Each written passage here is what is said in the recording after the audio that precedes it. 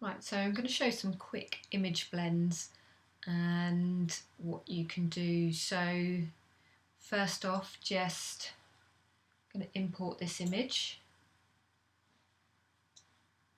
and I just dragged and dropped that on there, or I could have gone File, Open, and then found the image from wherever it's hiding on the computer.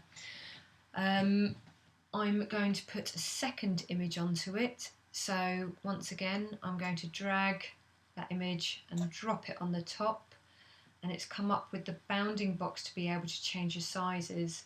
So I'm going to make it larger, but I'm going to hold down Shift at the same time to constrain the proportions so it doesn't stretch and warp.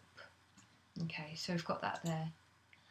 At the minute, I've just got my image on the top blocking the image beneath. So to do a very simple blend, all I need to do is go on this layer here. So it's the blend layer on the layers.